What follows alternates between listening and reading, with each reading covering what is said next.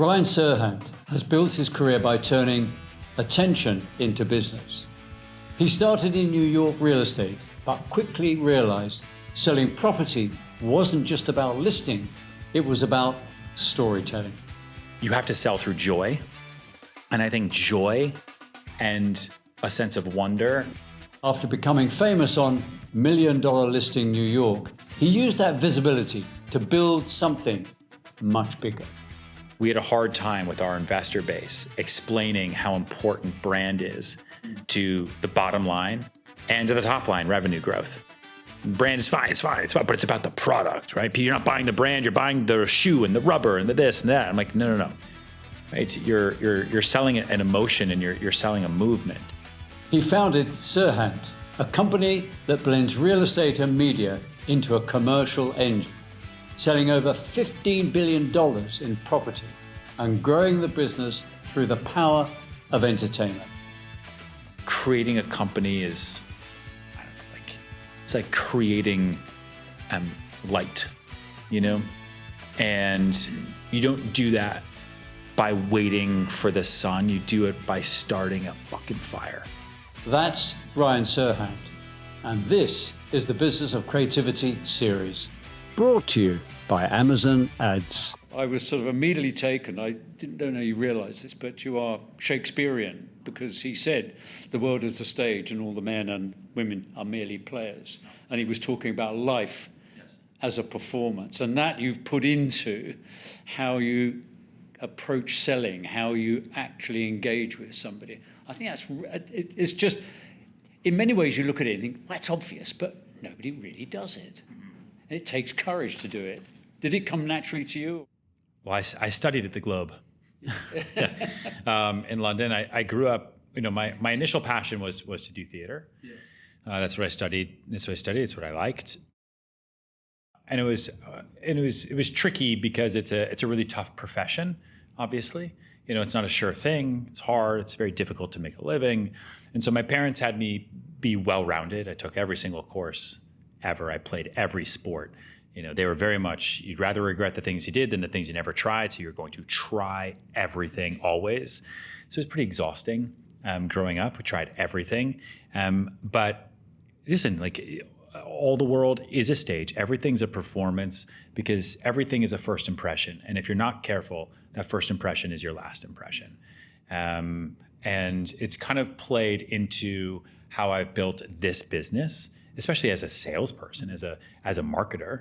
You look at the greatest companies the world has ever known, and they are a performance of the perception of reality that is then a catch-up to the reality.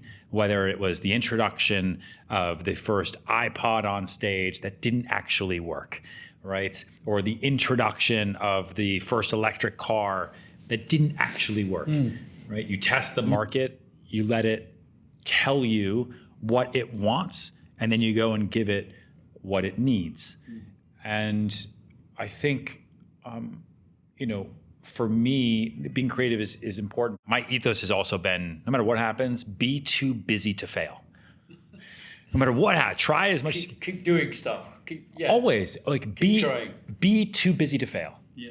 That if failure is anywhere near me, it is in my peripherals because I was just too busy to even pay attention to it. I do find that a lot of businesses, especially today, spend so much time thinking about failure that they make it inevitable because they end up predicting their own future.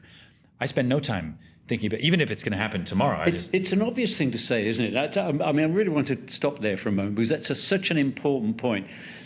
Action over inaction. I spent my time in working for large. I wasn't in them, I was working for them. And the amount of time they would just not do anything. And I kept saying, nothing will be 100% right. Just do something, and that will create energy. And that energy will then open up opportunities. Yep. And it's just something that large corporate organizations don't do. And that's why they become, very dull places to be. People say to me actually about failure as a creative person. They said, John, do you learn from your mistakes? And I said, absolutely not. I don't even bother with them. Yeah. Because I think if I started worrying about failure, it would impose on my thinking for my next. You're going to fail. Things are going to not work. Just keep moving forward. But also the other thing I love is that a great thing that you did, which is there you are, COVID, lockdown, and you start your company. Yeah, like a psychopath. Yeah. But I've always said, actually, the great time to start companies is in bad times. Yeah. You can negotiate good deals. Always. You can find good people to come and work for you. Always. You can structure yourself in such a way that it kind of, then when the good times come, you're supercharged against them. But that was a brilliant move. Did you? Not on purpose. I did not predict COVID to shut down New York City and have, police and SWAT members in the street with a shelter-in-place order, and you couldn't go to a restaurant unless you had 2 vaccines and a vaccine card, like a dystopian movie. Although I will say, I don't really know another way to operate than going against the grain, for better or for worse. It actually makes me more nervous to follow trends. I don't follow trends. I try to have trends follow me. Yeah, exactly. Well, you said the right word, follow. Yeah. Why would I follow instead of But lead? most people do. I mean, you can look at anything that becomes a trend, the amount of people who then follow that trend. Every market, I think maybe Warren Buffett said this, every market has three people. At the beginning, you have the innovator, then you have the imitator, and then you have the idiot. And then we cycle through. Right? Innovator, imitator, idiot. And so I've always tried to create the trend, and if it works, it works. If it doesn't work, it doesn't work. I tell salespeople all the time, your job is to fail. All that means is that you've tried as much as possible. It's a first attempt in learning, and you don't sweat them. I agree with you 1,000%. We fail all the time over here. I only talk about them when people bring them up, and that's when I'm like, oh yeah, that's right, that didn't work, because I don't waste any time. We actually end up spending way more time thinking about why things are working, because oftentimes I don't get it. Like, what? Yeah. Wait, why? Fuck, did that work? The real estate brokerage of this business is a surprise to me. Like, we don't buy revenue here. Our LTV to CAC is over 6. It's the best in the entire industry. We are growing at a pace that I couldn't even stop if I wanted to. And it's not what I thought was going to happen. And so it's an interesting exercise in kind of, I guess, managing success versus dwelling on failure. Yeah. Stay with that. I mean, it's going back to the thing about, I spend a lot of my time with people, with big companies telling me that they were brand leaders, and they'd use this phrase. And I said, that's very interesting. And I'd say, it's a very simple, brand leader. So how are you leading? And of course, they would find this a rather strange question. Well, we're the biggest. And I said, no, but it doesn't mean to say you're leading. And there was, and it was it was always that kind of interesting conversation where you challenge people how they use words and they think of themselves as a leader, but you're not leading. What have you done that's led? And if you don't do that, and again, that comes back to creativity, then you're not really driving the business forward. And I've got a friend of mine who's a poet, and he's sort of quite religious, but in a lovely way. I'm not at all religious, like that. And we often have debates about this. And he said to me a lovely thing. He said, John, but God is just energy. And that's why people are attracted to religion. And I said, well, I kind of understand that. He said, and that's why enthusiasm is so fundamentally important. And he said to me, do you know the etymology of the word enthusiasm? And he said, it comes from the Greek, and it means to be with God. Yeah. Isn't that wonderful? I thought that was so fantastic. Look, and even got a response from the truck. God just answered you from a truck. The truck outside just said, you're right on there, John. That's fantastic. Yes. But in going back to now, here's Serhant, you've set it up. It's COVID's out there. The fingernails must have been getting shorter and shorter. At what point did you stop worrying? What point did you say, this is working? I think the only way out is through. Yeah. And if I worry, all I'm doing is, like I said, predicting my own future, which then won't be bright. I think I've always maybe it's because I tried to be an actor at the beginning, and if you're nervous going into an audition for a play, you're going to be nervous on stage. They're going to see the nerves, and the chances of being cast and getting the role are so off. And I remember watching a golf tournament once, and it was down between the final 2 players, something like that. And $1 million was on the line, and one guy was nervous and he missed. The other guy went up and he just hit it right in, and he won. And they asked him afterwards what I remember, and they said, you had $1 million on the line. That was an incredibly hard shot. With all of that money and all of that risk, how did you do it? And he said, I played like I already had the money in my pocket. Yeah. Right? I played as if it was the second meeting, as if it was the second date, as if it was the second hit. And that's been important to me too. So when we started the company, what's the best that could happen? And we've always moved forward that way. I say sales is a transfer of enthusiasm. Yes, of course. Right? Really, whether you're selling a podcast or selling a house, it is a transfer of enthusiasm. A transfer of God's energy. But also the other thing, going back to that golfing now, it's confidence, isn't it? The confidence to kind of go, I know I can make this happen. Because if you don't communicate that, people sense the hesitation, and then that increases the worry. But I think, in a way, the thing that I love is that you've done this thing about to engage, you've got to entertain. Mm-hmm. And increasingly, in a world where attention is harder and harder to attain, that becomes ever more important. But you're transforming the kind of property market with that sort of thinking. Yeah. Was that did you go, this is what I'm going to do? No, it was an accident. I got out of theater. I didn't want to move home. My parents had moved then to Colorado onto a ranch. And so my option was figure out a way to stay in New York City, get wait tables, bartend, go back to school, figure out something, or move home. I wasn't going to be homeless, so move home. And I knew if I moved home, I would die there.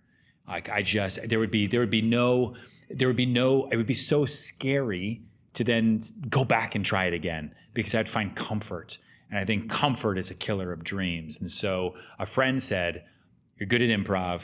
You've been practicing theater and memorizing lines and all that stuff. That is what sales is. You should get your real estate license because it's the same exact thing. And I said, I don't think it is. And to the way you started this conversation, he said, the streets of New York City is a stage. The people that you're going to meet to show apartments and houses, they're all potential relationships that you get to create. You get to give them a compliment. You get to find something in common, right? You get to use the 2 C's. And then you get to help them find a home that they were going to find anyway.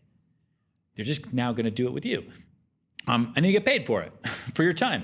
There's no hourly wage, there's no nothing. It's a pure success fee. Just give it a try. And I found it to be much more rewarding as a return on investment of my time than acting, where I would spend 12 hours a day auditioning to be a tree, or to play a dog like in the park.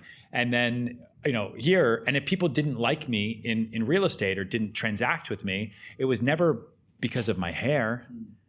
Like I started going gray when I was 16. Like it wasn't because of my nose. It wasn't because of my chemistry with somebody else. It was because, they sucked. But the other thing about that is you took control.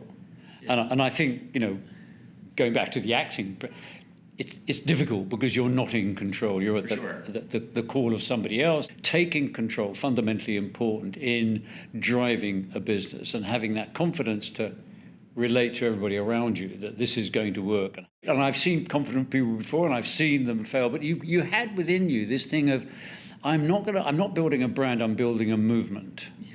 And I think great brands are movements. But Nike just do it. It wasn't just selling you a kind of a sports shoe. It's selling a way of being. Realize your own self. And you're kind of doing that with your company here. You're building a movement. This is the way we're changing how people view real estate, how they engage with it, and how they think about probably their home. Mm-hmm. So it's a powerful force. Do people feel that when you're here? Your people feel that? This isn't just, we're not in real estate, we're building a movement here. Oh, for sure. We lead with purpose first and foremost. I think most companies, as far as I can tell, start because somebody came up with an idea to create a profit, and it was about making money. Okay, so how do I make money? How do I make profit? Well, I need to figure out a product. Okay, what's the product? Great. Okay, now I need some people to make that product. Okay, great. Now we got people making a product to make profit, and then they hire some consulting agency to come up with some bullshit purpose. And it's profit to product to people to profit in that exact order. For better or for worse, I've gone about it the exact opposite way. We started with purpose first, whether we make money or not. And if we can find people that align with our purpose, they'll come to us for opportunity, and then they'll stay for the results. And then we can sell any product. And we do. We sell real estate across the United States. We sell education across the globe in 130 countries. We sell media around the globe. We sell books. I sell room sprays and scents now. Like we do lots of different things. But we come at it from a point of entertainment, because I think you have to sell through joy. And I think joy and a sense of wonder are really, really, really important when people are trying to decide where they want to spend their hard-earned money, because people don't buy facts, right? Facts tell, stories sell. And I think that's always been my superpower. So I try to tell everybody that here. But to go back to your question that I don't think I actually answered, was it always my plan? No, because when I got into real estate, I put all the acting aside, and then there was an open casting call for a TV show called $1 Million Listing in New York. And I went to the open call in Times Square with 3,000 real estate agents. And they cast. Must have been a terrifying thought. And they cast a couple of us. Yeah.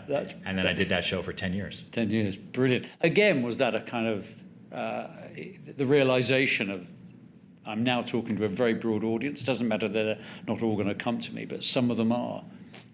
I think I just felt I would have much better chances of success at reaching the masses than I ever would trying to be hyper niche. And that's not the advice I give to everybody. Most people, I say, there's riches and niches.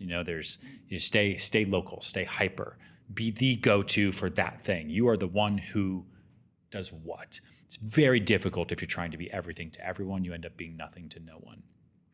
For me, it just made more sense to let the entire world know the type of person I was. And so if they think about real estate and they wake up, I want them to at least try to reach out to me. I want to create as much passive lead flow as I possibly can. And that's the distribution funnel that we've now created. And with the help, obviously, of TV, our Netflix show is our 5th reality TV show about real estate. It's a lot. And the books and all, the education business, and then the social platforms. Those have been, and we spin a brand flywheel here. And I advise a lot of people to try to do the same thing.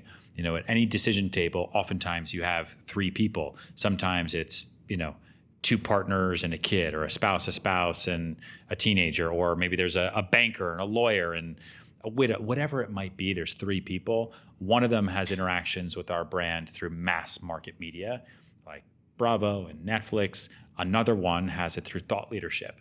So whether those are LinkedIn articles or written content or the news we do, or this is more thought leadership than it is me dancing around in a tutu in an open house. And then the third is social. Someone has interaction with me through the palm of their hand, and they all have that attention awareness. We've cut through that attention economy, and it helps them make a better decision, because if you're going to hire someone to sell something, you might as well hire the person with the biggest gun. You've got to be in everywhere, because that's the way the communication world works. But I spent a lot of time with companies where they kept saying, well, I can't measure it. And I was going, well, no, but it might just transform your business. And all business, there's an element of kind of adventure about it. You've got to venture into the real world and talk about what you're doing. Well, we created something here called the BPR, which is the brand power ratio. Right. To your point, we had a hard time with our investor base explaining how important brand is to the bottom line and to the top line revenue growth. Brand is fine, it's fine, but it's about the product, right? You're not buying the brand, you're buying the shoe and the rubber and the this and that. I'm like, no. Right? You're selling an emotion, and you're selling a movement. And I had to explain it because our TV shows take up an insane amount of my time. The content takes up an insane amount of my time. A lot of my day-to-day is branding and expanding through mass market media and through local mobile media, and it's a lot of time. And so I'm not a standard CEO sitting there going through budgets and P&Ls and mission, vision, plan. I surround myself with people to do that so I can focus big picture. And so we created a super simple survey. Anyone can do this. Our brand is one of the options, and then all these other options.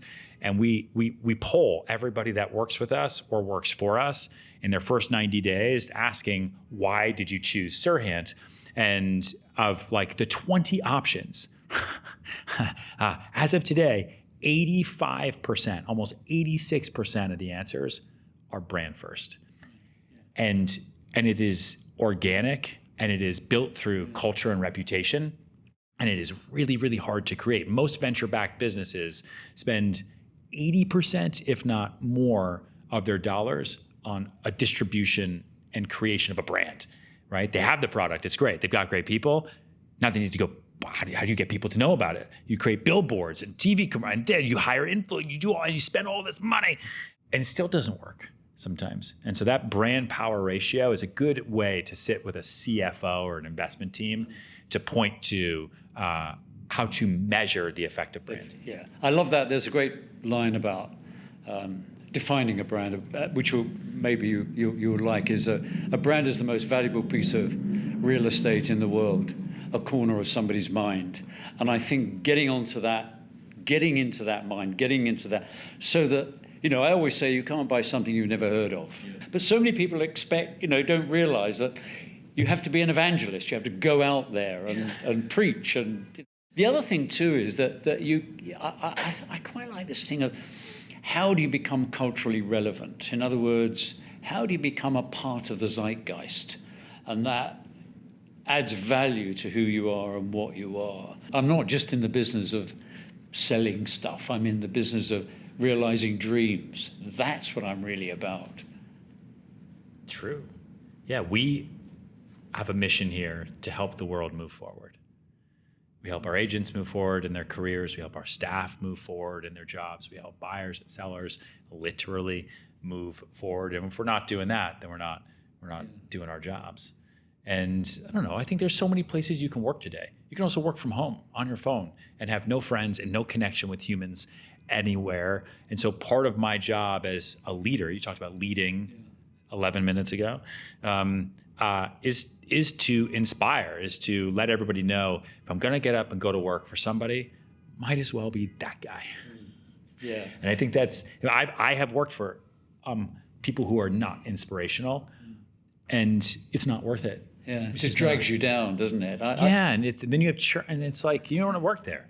Doesn't matter how much they pay. Yeah. I always said, most great creative people, they're optimists. They are actually optimists because they believe this piece of work I'm about to do is going to change the world. 100%. If you in any way encounter a sort of pessimist, they kill ideas, they kill enthusiasm, You've got to get out of the room, haven't you? You've just got to get out of the room. If you want to kill your creativity, try to be original. You'll soon find that it's an impossible benchmark. In fact, there's no such thing as original. Great artists pursue freshness instead. Miles Davis understood this, and so apparently does Lexus, the car brand. It partnered with Amazon Ads and Leve, an award-winning Icelandic Chinese musician who has helped reimagine jazz for people who are still too young to wear corduroy. What does blue and green Together, mean to me? they created 100 Miles, a live Twitch broadcast, where Leve performed to celebrate what would have been Miles Davis' 100th birthday, playing a medley of her own numbers and a reworked version of Blue and Green, available exclusively on Amazon Music. Now that is a fresh idea. Learn more about custom campaigns with Brand Innovation Lab at advertising.amazon.com.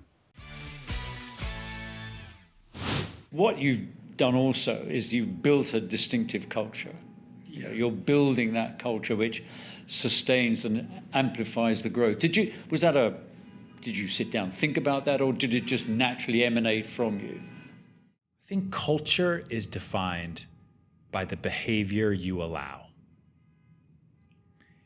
And I think I had to learn the wrong way and the hard way as to the types of people and the types of energy I wanted to be around that created a conducive working environment and got me excited to do this all day long.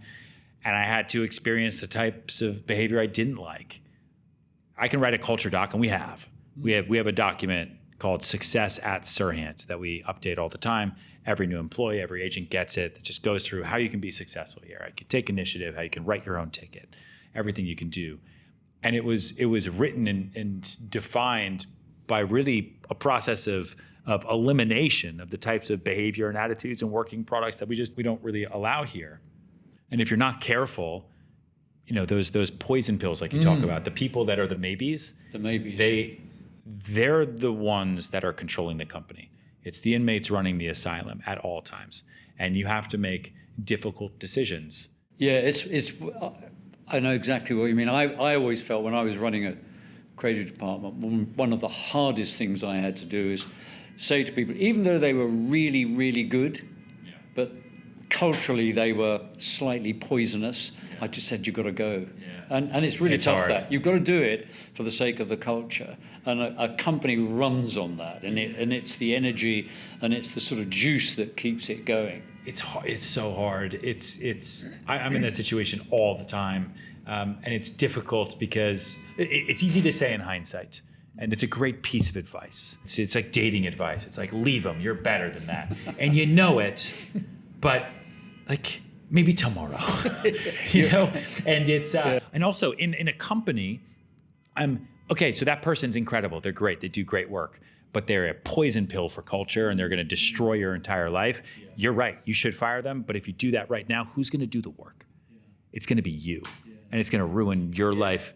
And it's brutal. And listen, I've had to fire executives here. This companies have been around for 5 years. I've had to do some brutal firing, and it's always my fault because I let it go too long, or I thought it's my fault for not onboarding or training too much. And it always creates more work. It's better in the long term, but man, oh man, do things have to get worse before they get better. When I was going in to do that, I used to say, John, you're protecting everybody else's mortgage. That was the way I kind of, it wasn't, it's a horrible thing to have to do, but I always used to say to myself, what I'm doing here is I'm protecting everybody else because this is poisoning what we need. And you have to do that. You really do. My theory about the new companies is, I think if you think about companies as triangles, and I always felt myself like this as the boss, that actually my job was to hire all these great creative people, and any one of them could have an idea that could transform our business, our industry, whatever. And my job was to actually make sure they were given those opportunities. So I used to say to them all, I've inverted the triangle. I'm actually at the bottom. You are at the top. So giving them the power to do that. You must have that sense here with somebody who's negotiating a deal. They could do that deal. They could, giving them the permission to feel like that I thought would be important. No, probably not for me. No. Yeah, no, I'm right there at the top of that triangle. Yeah, that sounds like a great way to do it, though. Try it. Yeah, I will. It could be good. No, God, sounds terrifying.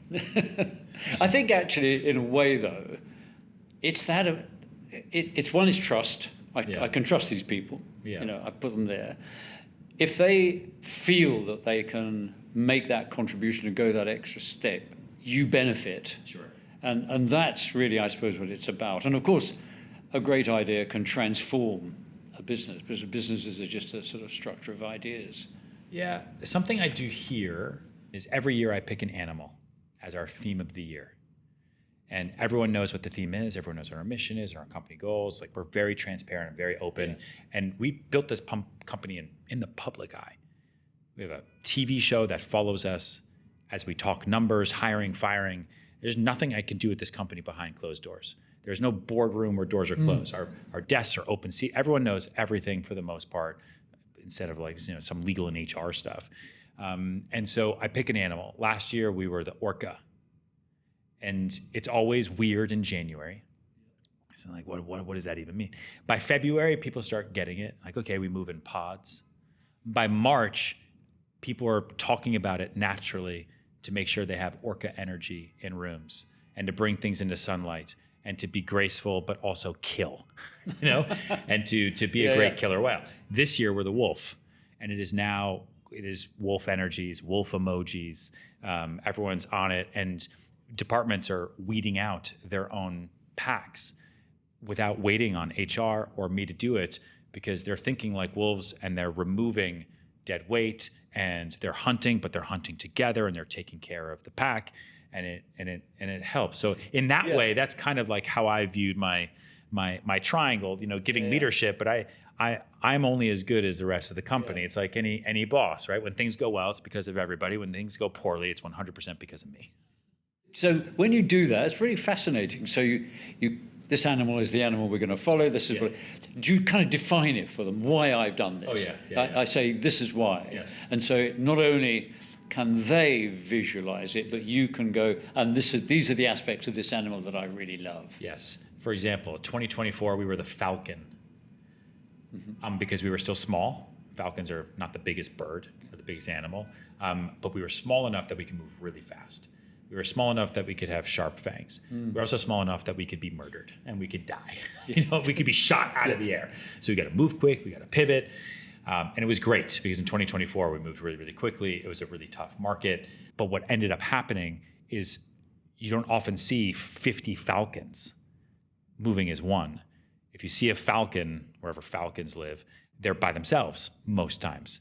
And so what I ended up creating with that animal was a lot of like great, fast, speedy killers who operated individually, who like in real life ended up setting meetings to talk about meetings, and would have conversations in silos because they were such great Falcons. So then I had to switch it and say, okay, now we're bigger. Good job, all you Falcons. Now we're the Orca whale, and orcas don't move by themselves. You might see one over here. It's because there's 5 others hiding right over here. Yeah. And they move together. They move in pods, and there's now nothing that gets brought into an individual conversation. If you have a meeting where someone else should be involved, they should be involved, or don't have the meeting, right? And we moved together, and we were able to move so much faster, and it was great. But now we've got to maintain that speed. So now I went back onto land, and now I'm the wolf, and I have no idea what I'll do next year. And I love this way of visualizing the culture. You have to. We're in a real estate business. And also it constantly evolves. I mean, you're never going to run out of animals. And they wait. Now they wait. Like in December, like, what's my animal next year? People need that motivation. They need that excitement. It's kind of goofy. It's weird. It's a little funky, but it gets become a part of how we operate and what we do. It's how you get the team kind of focusing on that. Yeah, and then you can call people out. Last year, there were many stressful moments for us last year across the entirety of our businesses where people naturally started saying things like, hey, I just got to call that out. That's not Orca energy. And it sounds so stupid, but in the moment, everyone understood immediately. They weren't moving as one, and they weren't moving together. And you're right. I'm not operating at what's best for the company. I'm operating in a way that's absolutely best for me. That's not where and the energy shifted, and the energy changed, and things got done so much better. I mean, I think that's just such a wonderful. I mean, I'm sure people will start copying you now. You're now going to expand, and of course the danger in expansion is you become more corporate. That is the kind of is the thing we always have to be, and especially for liability more than anything. And especially then when you're going to the West Coast or you're going to other places, how is that Serhant belief in what you do carry forward? I mean, that's the big thing that large organizations get. So culture becomes ever more important. I think we are very lucky here because I agree with you. And you, by default, you have to become more corporate because of litigation risk, so on and so forth. For me, subconsciously, and I didn't really realize this until I saw it happen, $1 million listing premiered all over the world in March of 2012. And I just thought it was like a fun TV show. I did not anticipate what was going to happen after that and how kind of global it was going to become. Not that people were going to watch every single episode, but that they were going to have an interaction with me somehow, some way in their life. And from 2012 to today, okay, so for 14 years, I have subconsciously been creating brand advocates who have been following me, my life. Instagram came out in 2013.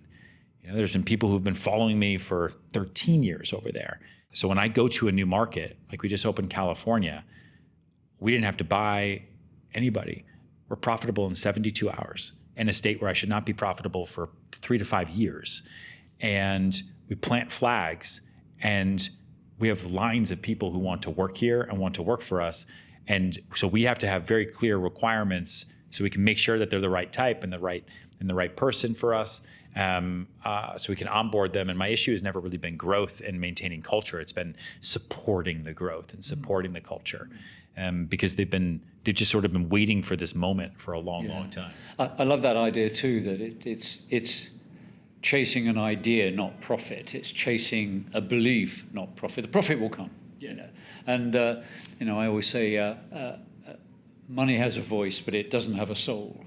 And of course it's important. It lubricates all kinds of things. But you see when people elevate money to the most important part, how it compromises an organization. So it begins to eat away at the culture and compromise. And then you lose what you've got. Yeah, and take care of the work, and the work will take care of you. Yeah. If you focus on the money, it's like focusing on a boiling pot of water. It takes forever. Can I tell you something? Yeah. It's so funny. Like, it's those little things that make a difference, and the ones that people remember. Like, for example, our company is, I think someone's being arrested outside, by the way. You hear that, police officer? This is a New York experience. We should film that. You've got a traffic jam right outside. These microphones are pretty good, so I don't think you guys will have heard this the whole time. Someone is probably being arrested for serial murder. And we're in this building, and we're very safe. Don't worry.